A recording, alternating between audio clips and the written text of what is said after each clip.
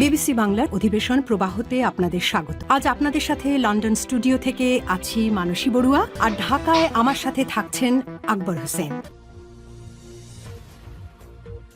বাংলাদেশের সর্বশেষ গুরুত্বপূর্ণ আপডেট সংবাদ আপনাকে স্বাগত। শুরুতেই সংবাদ শিরোনাম, পরে বিস্তারিত।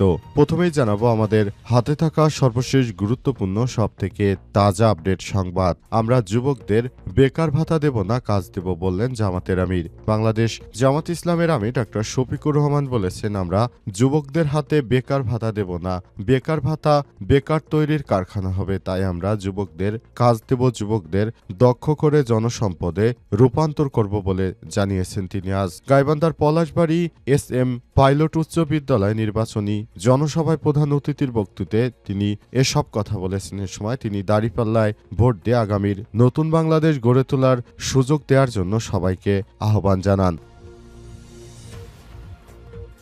এরপর জানাবো গাজীপুরে কারখানা বন্ধ, গাজীপুরে পুলিশের সঙ্গে পোশাক শ্রমিকদের ধা পাল্টা ধা, 10 পুলিশ সদস্য গুরুতর আহত।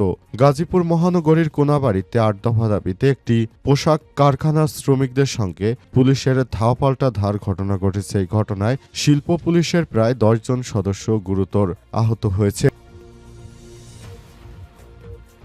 এদিকে বিএনপিতে যোগদানের পর আওয়ামী লীগ নেতার বাড়িঘরে অগ্নিসংযোগ, লুটপাট। শরীয়তপুরে আওয়ামী লীগ নেতা ও শোলপাড়া ইউপি চেয়ারম্যান আব্দুল মান্নান খান ভাসানীর বিএনপিতে যোগদানের এক সপ্তাহের মাথায় তার বসতবাড়িতে ককটেল বিস্ফোরণ ঘটিয়ে অগ্নিসংযোগ ও ভাঙচুর, লুটপাটের ঘটনা ঘটেছে। জানাবো 1.5 দশক পর সুষ্ঠু নির্বাচনের পরিবেশ তৈরি হয়েছে বললেন নাহিদ ইসলাম। দীর্ঘ 16 বছর পর নির্বাচনের পরিবেশ তৈরি হয়েছে, মানুষ যেন নির্বিঘ্নে ভোট দিতে পারে সেই প্রত্যাশার কথা জানিয়েছে 10 দলীয় জোট মনোনীত ঢাকা 11 আসনের প্রার্থী ও জাতীয় নাগরিক পার্টি NCPর আহ্বায়ক নাহিদ ইসলাম।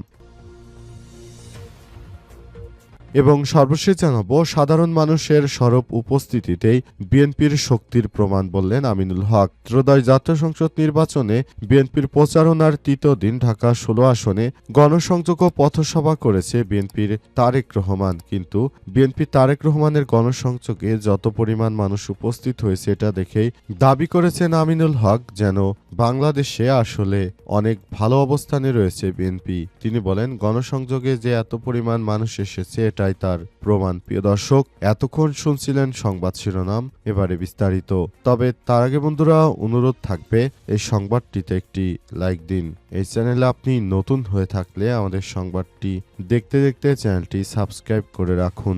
কমেন্ট করে বন্ধুরা আপনার মূল্যবান মতামত জানিয়ে দিন আপনি বিশ্বের কোন দেশ থেকে বা বাংলাদেশের কোন স্থান থেকে আমাদের সংবাদটি দেখছেন এবং শুনছেন। আর বন্ধুরা, গাজা যুদ্ধে আপনি যদি নিরীহ ফিলিস্তিনিদের ভালোবেসে থাকেন কমেন্টে ইয়েস লিখে পুরো বিশ্বকে জানিয়ে দিন। এবারে বিস্তারিত।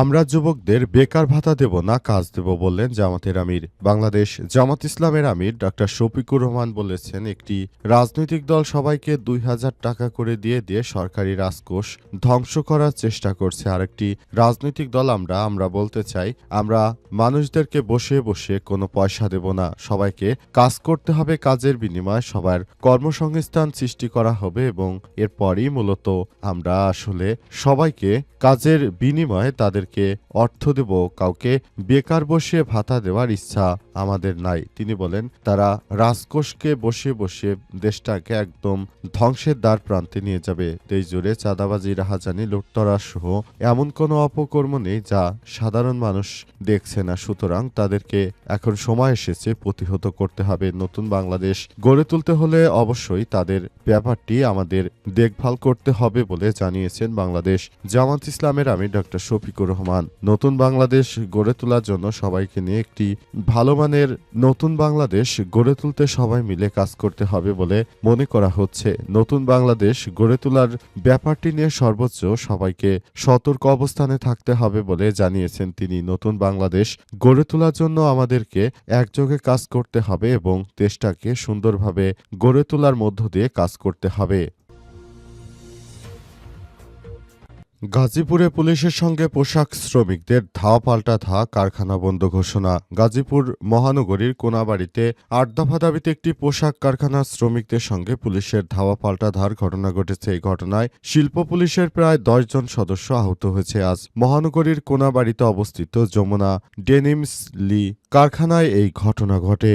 আন্দোলনরত শ্রমিকরা জানিয়েছেন, আমাদের ৮ দফা দাবি ছিল, কিন্তু কর্তৃপক্ষ তা মেনে না নিয়ে পুলিশ এনে আমাদের উপর টিয়ারশেল, সাউন্ড গ্রেনেড নিক্ষেপ করে। এতে প্রায় অর্ধশতাধিক শ্রমিক আহত হয়েছে। পরে তাদের উদ্ধার করে বিভিন্ন হাসপাতালে ভর্তি করা হয়েছে।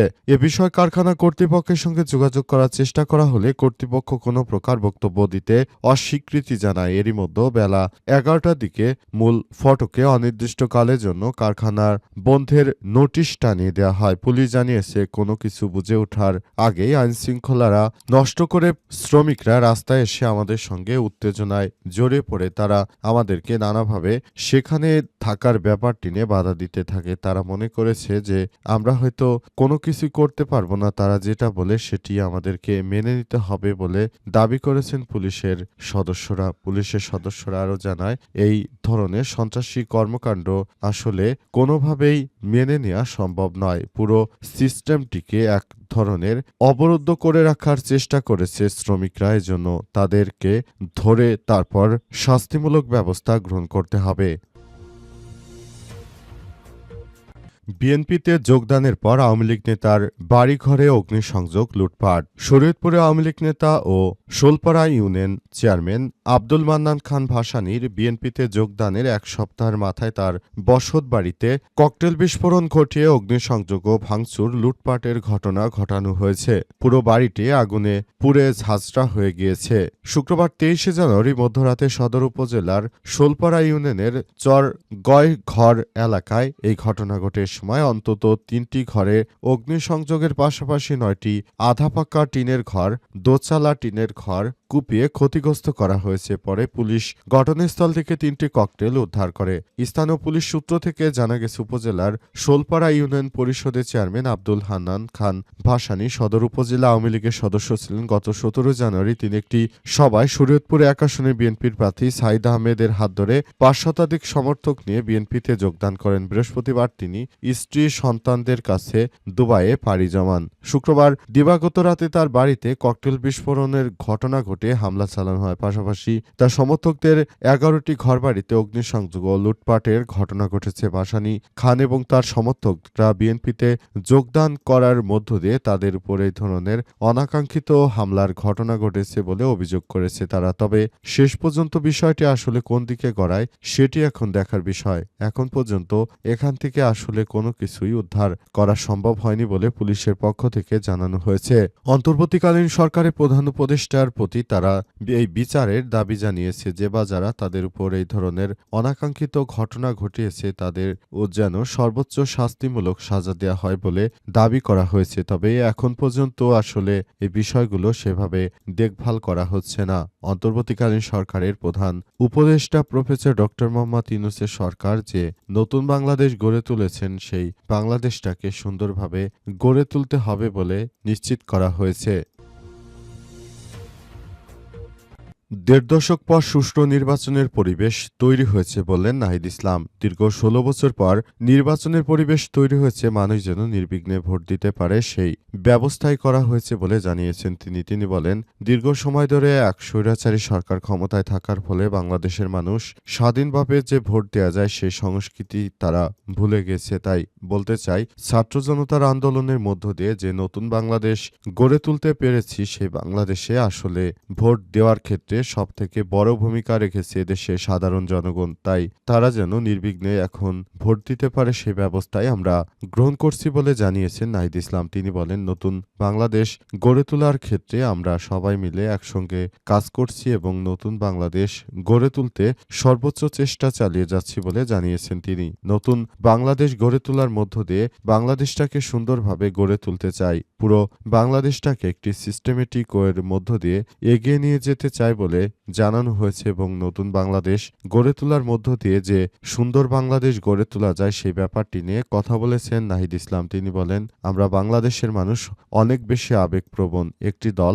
এখন বিদেশ থেকে তার নেতাকর্মীরা ঋণখেলাপি তারা ফিরে এসে এখন আমাদেরকে বিভিন্ন সবক দিচ্ছে, কিন্তু তারাই জুলাই আন্দোলনের পর আসলে অনেক সময় আমাদেরকে ক্ষমতায় বসতে দেয়নি এবং নানাভাবে তারা এই বিষয়গুলোকে দেখভাল করেছে। সেখান থেকে বলতে চাই, ইলেকশন ইঞ্জিনিয়ারিং এর মাধ্যমে তারা যদি ক্ষমতায় যেতে চায় তাহলে দেশে আবারও নতুন করে একটি বিপ্লব তৈরি হবে এবং এই বিপ্লবের মধ্য দিয়ে সবাইকে বলতে চাই, তা না হলে আবার নতুন করে মূলত সমস্যার সৃষ্টি হতে পারে বলে বলা হয়েছে। তাই সবাইকে সতর্ক করেছেন নাহিদ ইসলাম। তিনি বলেন, নতুন বাংলাদেশ গড়ে তুলতে গিয়ে নানাজন নানাবিধ কর্মকাণ্ড করতে চাইবে, কিন্তু তাদেরকে এসব কিছু করতে দেওয়ার কোনো এখতিয়ার আমাদের নেই, কারণ তারা যে বিষয়গুলো করতে চায় সেগুলো এদেশের জনগণের জন্য দীর্ঘদিন ধরে ছিল এবং আছে ও থাকবে।